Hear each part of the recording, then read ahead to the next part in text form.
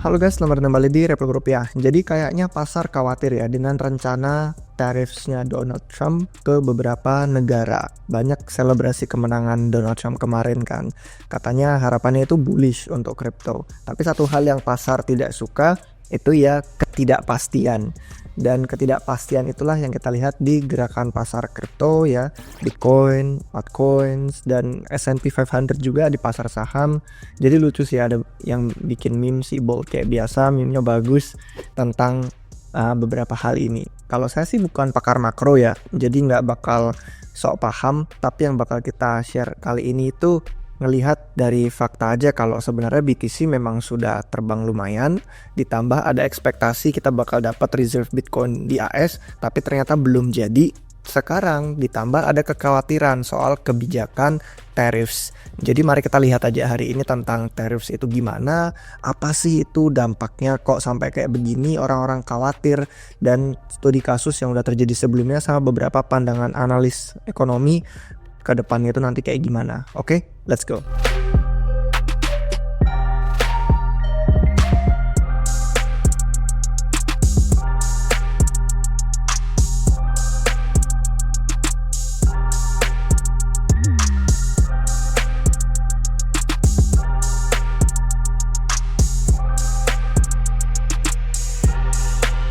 Oke guys, jadi kita mulai dari kisah perang ayam. Nah, setelah Perang Dunia Kedua, orang Jerman Barat itu pada makan banyak ayam, terutama ayam Amerika. Dan pertengahan tahun 1962, itu peternak Amerika Serikat hampir jual lebih dari 50 juta dolar. Itu senilai 0,5 miliar dolar. Jadi sekitar 500 juta ya, dengan inflasi yang sekarang. Dan peternak Eropa jadi marah. Organisasi yang kemudian jadi Uni Eropa itu menerapkan tarif ke ayam AS. Ayam 2 kg naik dari yang harganya 1,16 dolar jadi 2,25 dolar. Impor turun drastis dan peternak ayam AS sama politikus aja jadi marah. Karena Jerman itu pasar yang kata mereka besar pandangannya untuk pasar ayam. Jadi mereka balas dendam. Akhirnya AS menerapkan tarif juga 25% ke mobil asal Jerman, kayak contohnya Volkswagen, dan itu berhasil karena penjualan mobil VW di AS itu jadi turun setengah dan nggak pernah pulih. Sementara Jerman bayar ayamnya lebih mahal, Amerika punya lebih sedikit pilihan mobil. Jadi tarif itu secara singkat kalau kita ngelihat dari kasus perang ayam ini mempersulit konsumen ya, sambil melindungi mungkin beberapa industri tertentu atau untuk tujuan negara tuh berusaha mengubah perilaku negara lain. Dan 60 tahun kemudian masih ada itu tarif 25% untuk kendaraan asing di Amerika Serikat, walaupun peternak ayam di AS udah nggak peduli jualan ayam lagi ke benua Eropa. Jadi masih ada tuh warisannya perang ayam. Nah, kisah yang berikutnya itu bukan perang ayam lagi tapi mesin cuci. Jadi ada mitos ya kalau pajak impor itu nggak bakal mengubah harga produsen dalam negeri karena yang dipajakin kan barang asing aja. Tapi ternyata permintaan yang lebih banyak untuk barang dalam negeri itu jadi secara natural menaikkan harga. Dan penelitian berikutnya oleh ekonom dari Federal Reserve AS itu menceritakan kalau kisah tarif 2018 itu berlaku ke mesin cuci. Kita ngelihat ya, tarif yang dikenakan ke bisnis importir mesin cuci itu diterusin ke konsumen. Jadi pajak lebih mahalnya akhirnya kena ke orang-orang yang beli produk itu sendiri. Artinya produsen dalam negeri ngelihat ini barang-barang asing kena tarif jadi lebih mahal ke konsumen segini. Kenapa aku nggak naikin juga, ada ruang untuk barang-barang produksi dalam negeri yang akhirnya ikutan naik harga. Walaupun barang dalam negeri nggak kena tarif. Jadi selain mesin cuci, akhirnya produk yang berkaitan biasanya kalau udah nyuci diapain? Dikeringin kan. Jadi mesin pengering kena dampaknya juga. Akhirnya produk yang berkaitan itu kayak dryer ya, bukan cuman washing machine-nya doang, untuk ngeringin bajunya juga akhirnya ikut-ikutan naik harga, padahal nggak kena tarif yang dryer itu. Jadi kenaikan harga mesin cuci dan mesin pengering di dalam negeri itu akhirnya ditanggung sama konsumen sendiri, jauh lebih mahal daripada tarif itu sendiri, setidaknya sih dalam beberapa tahun berikutnya. Dan banyak lagi sebenarnya bukti kerugian konsumen dari tarif 2018 di AS itu yang dibahas oleh beberapa laporan. Ada Asosiasi Ekonomi Amerika di sini dan juga ada laporan kuartal Jurnal Ekonomi. Dan dampak tarif itu jadi kayak pajak ke konsumen dengan cara yang lebih jelimet, istilahnya lebih rumit, lebih lihai ya. Kalau kita lihat secara angka, itu dari sini statistiknya itu secara total tarif 2018 sampai 2019 itu meningkatkan sampai hampir ya 72 miliar dolar pajak secara nggak langsung ke warga Amerika. Itu yang 2019-nya. Jadi kenaikan pajak terbesar dalam puluhan tahun. Cuman nggak semuanya buruk ya untuk tarif, karena tarif juga bisa buka lapangan kerja. Dan itu yang terjadi dengan sekitar 1.800 kebanyakan dari perusahaan asing kayak Samsung, LG itu pada buka pabrik di AS, mengumpulkan 82 juta dolar per tahun. Dan tarif itu bisa worth it kalau tenaga kerjanya meningkat lebih besar, jadi melindungi industri dalam negeri daripada kenaikan harga barang konsumennya. Cuman kenaikan harga barang diterusin ke konsumennya tuh yang tadi kita lihat di angka itu 1,5 miliar dolar. Artinya untuk setiap lapangan kerja baru biayanya itu 800 ribuan dolar setahun. Jadi program buka lapangan kerja yang sangat mahal. Itulah kenapa banyak ekonom jadi nggak suka tarif. Dan banyak cara yang sebenarnya lebih baik untuk menambah employment. Tarif bukan hanya berdampak ke konsumen yang impor barang juga. Kita bakal lihat tadi udah perang ayam, terus mesin cuci. Sekarang kita bakal ngeliat ke dampaknya bisnis ya. Jadi mesin cuci itu kan produk akhir, langsung dibeli sama konsumen. Tapi ada contoh yang hubungannya sama bisnis, yaitu industri baja. Jadi di tahun 2018, Donald Trump itu juga menerapkan tarif ke baja dan aluminium. Katanya untuk menghukum Cina karena pelanggaran dagang internasional, dan untuk keamanan nasional juga karena kan banyak bahan yang dipakai untuk peralatan militer dan barang-barang sehari-hari juga sebenarnya kena sih, kayak mobil. Jadi seperti artikel berita yang dibahas sama Wall Street Journal di sini, tarif 25% itu dikenakan ke impor baja. Secara mendadak tiba-tiba plat, lembaran, strip, balok, batang, pipa, semua yang dibutuhin sama banyak industri kena ya, harganya jadi mahal di Amerika. Dengan baja itu margin profit kayak industri otomotif, konstruksi, dan mesin itu jadi berkurang. Bahkan beberapa kasus sampai ada yang merugi. Jadi memicu apa? PHK. Nah, tarif ini meningkatkan lapangan kerja industri baja dan besi domestiknya, tapi mengurangi lapangan kerja yang manufaktur. Artinya setiap ada pekerja baru di industri baja, ada beberapa PHK di industri lain. Jadi dalam kasus ini, tarif itu malah menghambat kemajuan industri beberapa tahun kemudian. Ada hubungannya juga sih nanti sama balas dendam negara lain juga, ada perang dagang ya kan. Hasil dari tarif 2018 tuh jadi pro kontranya, kalau employment manufaktur nggak menurun. Cuman kontranya ya nggak meningkat juga. Kalau kita ngelihat employment secara keseluruhan, sebenarnya lebih banyak pekerjaan hilang sampai ratusan ribu. Dan dari sisi konsumen kena biaya lebih mahal, rata-rata sekitar 600 dolaran per rumah tangga. Dan motivasi perusahaan memang ada pro-nya, itu dia jadi pada keluar dari Cina. Cuman kontranya ya Cina jadi semakin agresif, jadi nggak berubah perilakunya Cina. Terus gimana dong artinya, tarif kok sejauh ini buruk-buruk semua, tarif apa enggak? Kita lihat satu contoh terakhir lagi yang sebenarnya menunjukkan kalau sebagian besar sejarah Amerika Serikat itu tarif udah jadi sumber pendapatan pemerintah.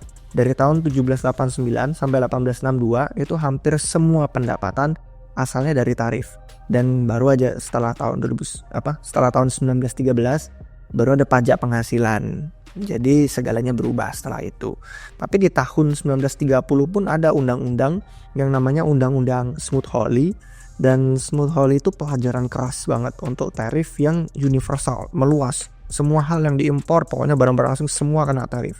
Jadi senjata makan tuan ke ekonomi domestik dan akhirnya merembet ke global juga. Karena awalnya tujuannya tuh pengen melindungi petani, tapi yang lain mau ikut-ikutan. Jadi semua barang yang masuk ke AS dikenain pajak 20%.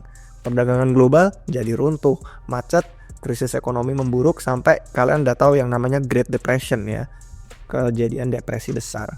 Negara-negara lain balas dendam tarif juga, perang dagang, sampai bencana yang sampai sekarang kita masih perbincangkan. Padahal udah 100 tahun kemudian. Jadi peringatan bahaya tarif yang universal meluas. Nah, untuk jabatan kedua kalinya Donald Trump sekarang ini ya, jadi kalau kita ngelihat yang perang ayam itu tarifnya dikenain impor AS-nya sekitar 7%. Tapi kalau rencananya Donald Trump itu lebih dramatis. Dia pengen kenain katanya 10-20% tarif untuk semua barang asing. Dan untuk yang berasal dari Cina itu kenanya 60%. Dia nggak butuh persetujuan Kongres untuk ini, tapi bisa sih ditantang di pengadilan. Cuman itu ya, tarif yang meluas itu yang dijanjiin sama Donald Trump ini kemungkinan yang bakal menghambat pertumbuhan ekonomi dan memperburuk inflasi kalau kata beberapa ekonom yang kita lihat di sini. Contohnya dari Bloomberg dan ada dari beberapa sumber lainnya juga. Perusahaan sih udah mulai siap-siap. Katanya menurut laporan dari CBS, retailer AS yang bergantung sama supply asing itu pada siap nerusin biayanya lebih mahal ke konsumen. Jadi bergantung sama spesifikasi tarif Donald Trump nanti kayak apa, warga AS sih kayaknya bakal bayar produk lebih mahal. Beberapa studi independen itu ngelihat ada beberapa kemungkinan efek. Ada yang bilang kenaikan harga sampai ribuan dolar untuk rata-rata rumah tangga AS per tahun. Ada yang bilang ini bisa sampai merugikan ratusan ribuan pekerjaan, ya lapangan kerja. Terus yang berikutnya Brandon Duke ini memperkirakan biayanya itu lebih mahal 4.000 sampai 4.000 dolar ya per tahun untuk warga Amerika. Nah kemudian yang selanjutnya ada Erica Yorp ini dari Tax Foundation. Dia memperkirakan tarif 10% yang universal itu setara kenaikan pajak 1.250 dolar per rumah tangga. Kalau tarif yang universalnya 20%, itu kenaikan pajaknya ke per rumah tangga jadi 2.000-an dolar. Jadi udah ada beberapa angka yang bisa jadi bayangan. Kalau secara fundamental aja sih kita ngelihat ya, dari ekspansi produk di dalam negeri, dampaknya jadi ngurangin produksi domestik yang lain. Jadi kalau si Jason Sorens nih bilang, misalkan nih di AS dia perlu bikin lebih banyak baja dalam negeri, mereka jadi bikin lebih sedikit laser, terus microchip yang canggih. Jadi teknologi-teknologi itu kan di industri yang berbeda pada rebutan modal, rebutan karyawan, rebutan sumber daya deh. Jadi kalau kita ngelihat ya dampak untuk konsumennya lumayan kelihatan dari sana. Untuk konsol video game ini contoh yang lucunya aja kayak pokoknya konsol video game deh PS5 Pro gitu kan bisa naik 40%. Laptop bisa naik 50% harganya. Tugas Fed itu jadi makin sulit di Amerika Serikat. Udah ada beberapa cerita dari kemarin waktu libur Natal gitu ya. Perusahaan ada yang siap-siap tarif, jadi bonus Natal untuk karyawan pada dipotong. Nah banyak ekonom memang sepakat sih kalau tarif itu bakal mengurangi kesejahteraan ekonomi. Bener-bener gak ada yang suka tarif secara universal yang bener-bener dikenain ke semua barang impor asing Amerika Serikat. Jadi ya karena mereka ngeliat belum pernah ada yang berhasil nih. Kalau tertarik belajar lebih lanjut sih kita nggak bisa bahas di sini. Ada banyak daftar makalah yang kalau misalkan kalian pengen lihat itu dicantumin sama Cato apa Keto ini bacanya. Jadi ada banyak di sini nih threadnya ya, link untuk semua pembahasan sejarah, studi kasus, contoh, reaksi, dampak-dampaknya ya kan, lengkap banget. Kalau misalkan ada yang pengen butuh linknya nanti bisa kita kasih. Nah ada dua hal secara umum yang bisa terjadi kalau tarif itu diperlakukan secara meluas di AS. Pandangan tradisional yang mungkin kita mikir belanja bakal menurun karena barang lebih mahal, pertumbuhan ekonomi jadi melambat dan akibatnya banyak PHK massal. Tapi kenyataan modernnya orang-orang tuh kalau barang makin mahal justru makin maksa dengan ambil pinjaman, dengan berutang, beli barang lebih mahal, jadi menciptakan siklus utang yang baru. Jadi itu dua hal yang bisa terjadi kalau tarif dilakukan secara meluas. Dan masih ada faktor lain, negara-negara bisa pada dendam ya, perang dagang istilahnya. Jadi bukan hanya impor AS-nya menyusut, ekspor AS juga bisa ikutan berkurang. Jadi debat tarif itu bukan cuma soal harga berubah makin naik segala macam, tapi soal politik kekuasaan, hubungan ekonomi global. Ini jadi bisa mengubah sikon perdagangan global kita. Contohnya tarif 2018 lagi. Itu Cina kan balas tarif ke AS. Dan itu kebanyakan targetnya produk agrikultur. Ekspor AS jadi lebih mahal untuk perusahaan Cina. Permintaan berkurang deh untuk produk itu. Jadi pendapatan di sektor agrikultur itu menurun. Katanya petani pada menderita. Dan pemerintah AS akhirnya mencegah PHK massal, bukan PHK sih, mencegah orang-orang kehilangan lapangan kerja di sektor agrikultur ini dengan ngasih bayaran langsung ke petani dan membeli produk-produk agrikultur mereka. Tapi jadi sama aja dong mahal gitu kan. Istilahnya untuk mendukung petani AS yang kena dampak tarif Cina di tahun 2018, pemerintah keluar 61 miliar dolar. Sedangkan pendapatan yang didapetin dari pemerintah AS ngasih tarif ke Cina itu cuman masuk 66 miliar dolar. Jadi cuman net bersihnya dapat 5 miliar dolaran aja. Hampir bener-bener nge-cancel gitu loh kebijakan itu. Tarif itu nambah pendapatan, tapi karena negara lain balas dendam jadi perlu pengeluaran fiskal lain.